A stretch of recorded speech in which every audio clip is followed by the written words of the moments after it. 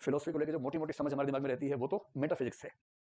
Metaphysics का मतलब जो फिजिक्स के बियॉन्ड है, जो भौतिक जगत के परे है, वो मूलभूत प्रश्न जिनका उत्तर खोजने को सारे वैज्ञानिक भी व्याकुल हैं, दार्शनिक भी व्याकुल हैं, उनको बोलते हैं मेटाफिजिक्स के प्रश्न। और मेटाफिजिक्स के 3 ही प्रश्न हैं दुनिया भर में। पहला प्रश्न है ईश्वर है या नहीं है। नहीं है तो बात खत्म हो गई। है तो एक है, 2 हैं कि ज्यादा हैं। एक ही है तो बात खत्म हुई। 2 या ज्यादा हैं तो उनका आपस में मैकेनिज्म हिरार्की क्या है उनके बीच में, कैसे चलता है काम। एक ही है तो पुरुष है कि स्त्री है। पुरुष है तो स्त्री कैसे बनी, स्त्री है तो पुरुष बना कैसे।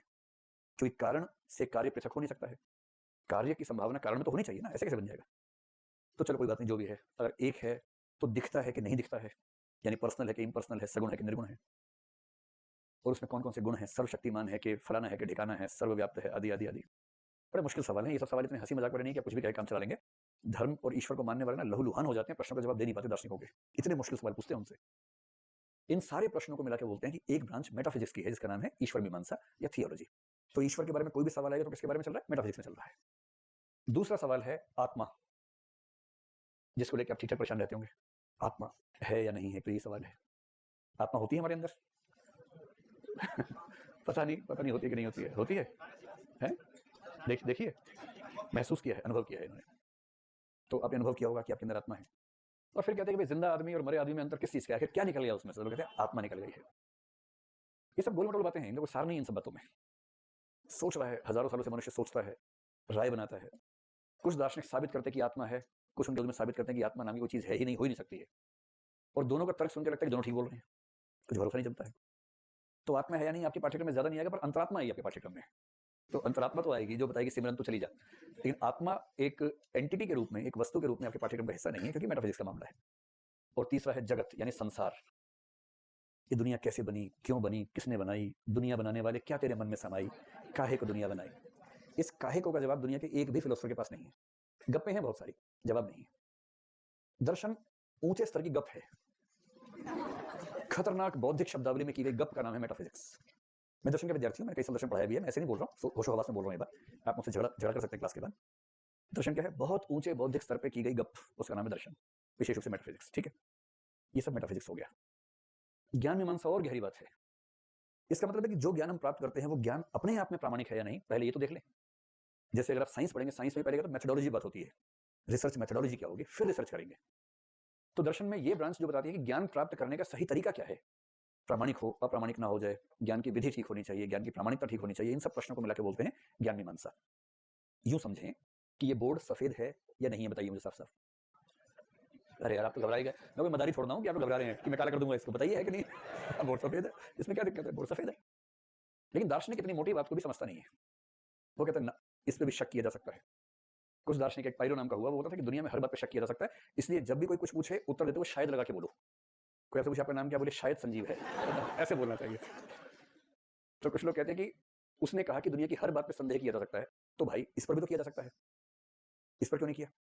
नहीं समझ में आया, कोई बात नहीं, आएगा, समय के साथ आएगा। दर्शन का मजा ही वहां है जहां समझ में आना बंद हो जाए। दर्शन तभी तो दर्शन है, उसकी जो गरिमा ऐसे थोड़ा ना, उसकी दर्शन की गरिमा है। तो जैसे बोर्ड सफेद है आप लोग कह रहे हैं, दार्शनिक कहेगा नहीं ऐसा नहीं है, ये बोर्ड सफेद प्रतीत होता है, वो ये कहेगा। आप कहेंगे ईश्वर है, आप कहेंगे मैं जानता हूं कि ईश्वर है, वो कहेगा कि नहीं मैं मानता हूं कि ईश्वर है।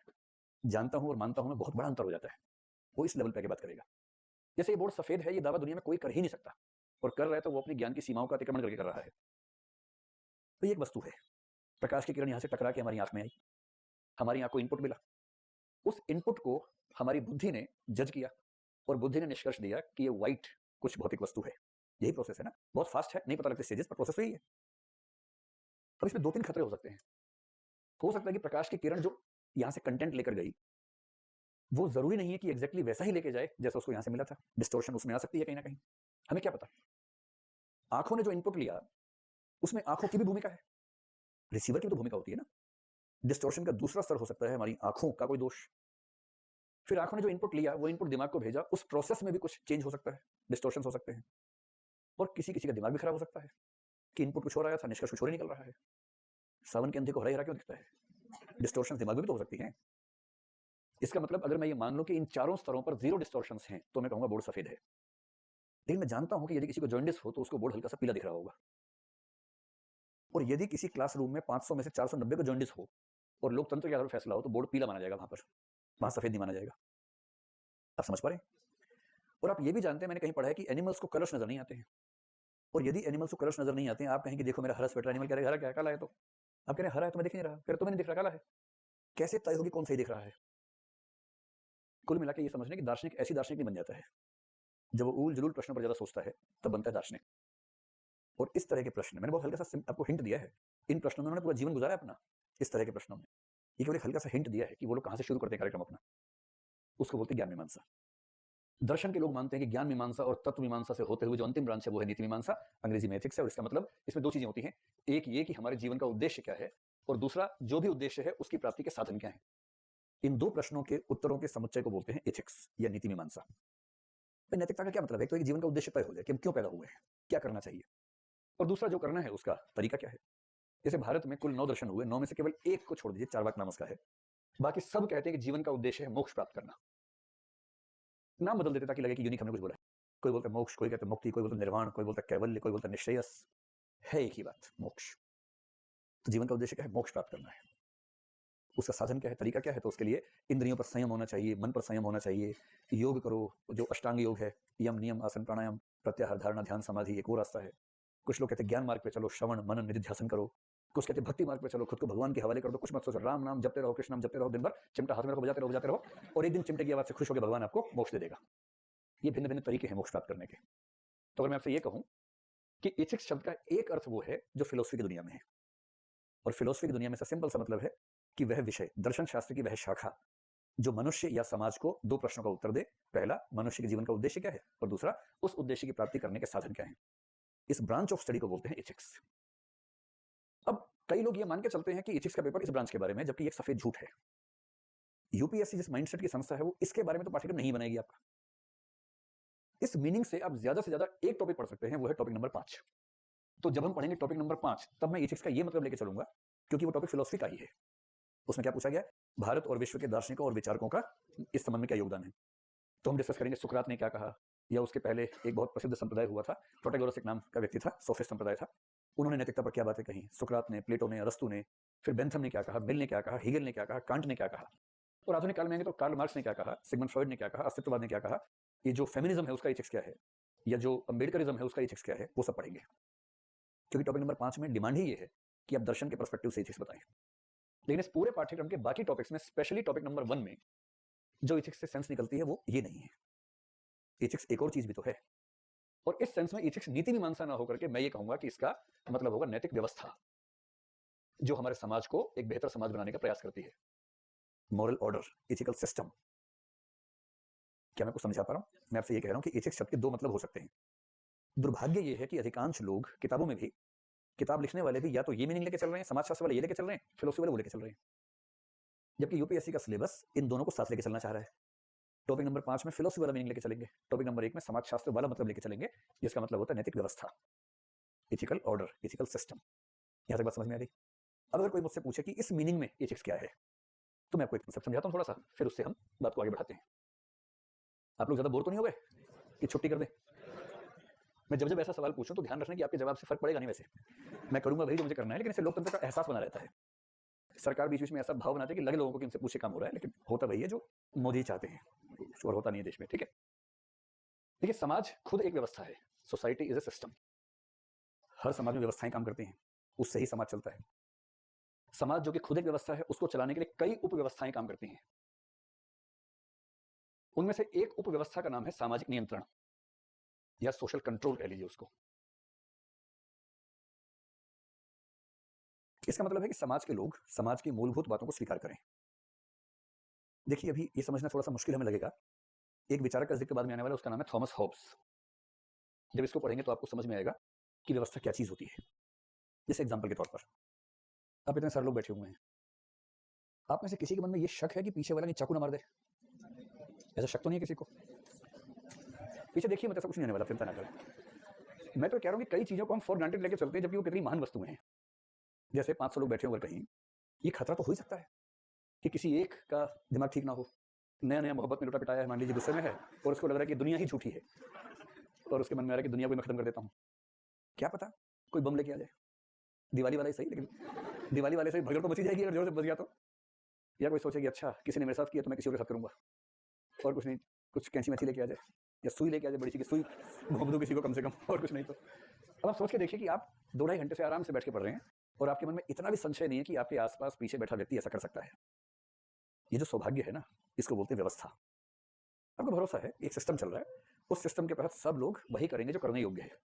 आपको भरोसा है कि सब लोग कुछ नैतिक मूल्यों को बुनियादी स्तर पर स्वीकार कर चुके हैं, और उनमें से एक मूल्य ये है कि बिना बात के आप किसी को परेशान नहीं करेंगे। क्यों परेशान करेंगे भाई? आप परेशान हो खुद बाहर चले जाओ, किसी और को परेशान करोगे? लेकिन हॉब्स ने बताया कि ऐसा पहले नहीं था। एक जमाना था जब समाज बना नहीं था, जब प्राणी थे किंतु सोशल सिस्टम नहीं था, और उसने उस समाज की व्याख्या क्या क्या की, जहां हर व्यक्ति का दुश्मन था। Everyone was everyone's enemy. और इसका मतलब ये है कि लोग उस समय ऐसे बैठ नहीं पाते थे, बैठते भी थे ना तो घूम घूम के देखते रहते थे आसपास, या चार एक साथ बैठ के चार कोण पे बैठते थे कि चारों सुरक्षा की व्यवस्था कर लें। कब कौन किसको कहां मार देगा कुछ भरोसा नहीं था। धीरे धीरे समाज ने कुछ मूल्य बनाए, सबने स्वीकार किए, और आज भी ऐसा है। अगर आप चाहते हैं कि आप इतना शांति से रह सकें, आप सड़क पर चले तो डरना ना पड़े आपको कोई आके मार देगा, तो जरूरी है कि समाज की व्यवस्था मजबूत रहे। इसलिए दुनिया के हर समाज की जरूरत है कि सामाजिक व्यवस्था बनी रहे, और सामाजिक व्यवस्था बनी रहे इस सिस्टम या सब सिस्टम का नाम है सोशल कंट्रोल, सामाजिक नियंत्रण। कि समाज का व्यक्ति पर नियंत्रण होना चाहिए, व्यक्ति के व्यवहार पर, आचरण पर नियंत्रण होना चाहिए। और दुनिया का हर समाज सामाजिक नियंत्रण को स्थापित करने के लिए 2 मैकेनिज्म डेवलप करता है, जो आपके साथ भी हुआ होगा, सबके साथ होता है। पहला मैकेनिज्म होता है समाजीकरण। इसके लिए अंग्रेजी में शब्द है सोशलाइजेशन, समाजीकरण। ये सामाजीकरण नहीं है, क्योंकि अधिकांश बच्चे सर में डंडा लगा देते हैं, सर है समाजीकरण। और दूसरे को आप अंग्रेजी में शब्द है सोशल सैंक्शंस, उसके लिए हिंदी में एक अजीब सा शब्द है अनुशास्ति, जो कि समझ में नहीं आता किसी को भी। तो आप दूसरे को बोलिए पुरस्कार व दंड की व्यवस्था। पॉजिटिव सैंक्शन को बोलते हैं पुरस्कार, नेगेटिव सैंक्शन को बोलते हैं दंड। इतना ही मामला है। अब जरा याद कीजिए अपना बचपन की आपको कैसे इंसान बनाया गया है। मनुष्य का बच्चा जब पैदा होता है वो दिखने में इंसान लगता है, लेकिन नेचर से इंसान नहीं होता, पता ही आपको। छटा हुआ होता है, वो पेरेंट्स की नाक में दम किया रहता है, और पेरेंट्स जिन्होंने अपने जमाने में वही किया था वो उसमें भूल जाते हैं कि हमने भी ये किया था। फिर वो उसको युद्ध के मैदान बना देते हैं और मार मार के उसको इंसान बनाते हैं। तो हमारे स्कूलों में क्या होता है, बच्चे को पीट पीट के मुर्गा बना बना के इंसान बनाते हैं। मतलब बच्चा फिर मुर्गा फिर इंसान, ये प्रोसेस हमारा है। एक कवि हुए नागार्जुन, उनकी कविता है बच्चों की पिटाई के बारे में, तो उसमें वो जिक्र करते हैं, क्या था जिसका भाव था कि हर मिनट में 5 तमाचे मारता है टीचर बच्चे को। हाँ, बरस आकर बेबस बच्चों पर मिनट मिनट में 5 तमाचे, इसी तरह से दुष्मन मास्टर गढ़ता है आदम के सांचे। आदम के सांचे गढ़ता है तमाचे मार मार के। आप सब ऐसा बचपन गुजार के आए होंगे जरूर। कितने लोग ठीक से नहीं पिटे हैं बचपन में? वही कमी रह गई लगता है, कोई बात नहीं, चलिए कोई बात।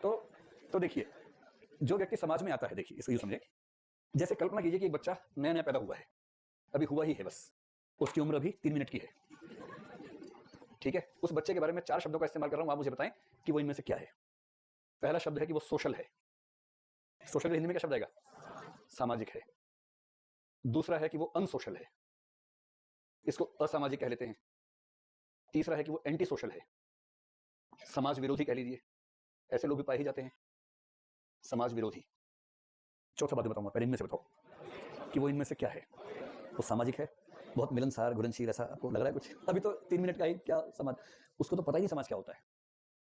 असामाजिक कैसे होगा जब समाज ही नहीं पता तो उसका। और एंटी सोशल तो मतलब ही नहीं, उसको क्या मतलब, जिसको समाज ही नहीं पता वो क्या सामाजिक, क्या असामाजिक, क्या समाज विरोधी। चौथा शब्द होता है ए सोशल, शुरू में ए लगा देते हैं, जैसे ए पॉलिटिकल, इसका मतलब जो पॉलिटिक्स से तटस्थ है, ना इस पार्टी का समर्थक है ना इसका विरोधी है, ए पॉलिटिकल है। ए सोशल का मतलब होता है समाज तटस्थ, इसे पता ही नहीं समाज क्या है, ये समाज से तटस्थ है एकदम। तो बच्चा जब जन्म लेता है वो समाज से तटस्थ होता है। अब ये तय होगा परवरिश की प्रक्रिया से कि वो इन 3 में से क्या बनेगा। अगर परवरिश थोड़ी सी गलत हुई तो असामाजिक हो जाएगा। असामाजिक का मतलब समाज से दूर रहता है। कोई फंक्शन, जैसे आप में से कुछ लोग ना, कोई शादी ब्याह हुआ, चचेरी बहन, मेरे फूफे, उन सबके बच्चों की शादी हो रही होंगी आजकल आपके घरों में, तो आप में से जो बच्चे किसी भी शादी ब्याह में जाने से कतराते हैं कि नहीं मैं नहीं जाऊंगा, मैं जो ऐसी बात करते हैं ना, वो असामाजिक है। ये बुरी बात नहीं है, नेचर का मामला है। या तो इंट्रोवर्ट है, आपको लगता है कि जब भी जाते हैं लोग पूछते हैं कि क्या हुआ ये इसका फिल्म का क्या हुआ, आपको लगता है कौन जवाब देगा 4 सवाल के। फिर लोअर मजे लेके दिल्ली गए थे, पढ़ रहे थे बहुत दिनों से, क्या हुआ ऐसे घूम रहे हो, तो आपको लगता है कौन जवाब देगा, तो इसलिए आप सोचते हैं कि बचे इन लोगों से। उसके नेचर में ही होगा, शादी ब्याह में जाना नहीं अच्छा लगता होगा, वो असामाजिक है। कुछ सामाजिक होंगे, जहां शादी ब्याह सड़क पे भी देखा, घुस गए अंदर, थोड़ा डांस किया, थोड़ा खाना वाना खाया, 2-4 रिश्तेदारियां निकाली और उसके बाद लौट के आ गए। ऐसे लोग भी होते हैं कुछ, जिनको रिश्ते निकालने में इतना सुख मिलता है। समाज में 2 का झगड़ा हो गया, वो वहां पहुंच गया, अगले 2 घंटे वहीं डेडिकेट किए उसने, उनका झगड़ा सुलझाया, अच्छे से 4 पे बिठा के जूस पिला के 2 घंटे बात की उनसे, और जड़ से सुलझाने के बाद फिर गए अपने घर। ये व्यक्ति अति सामाजिक किस्म का है।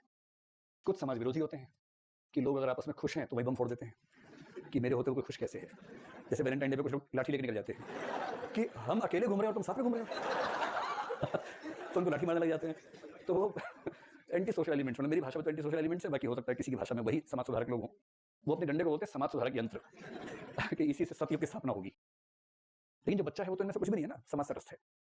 समाज तटस्थ बच्चे को सामाजिक व्यक्ति बनाने की प्रक्रिया का नाम है समाजीकरण।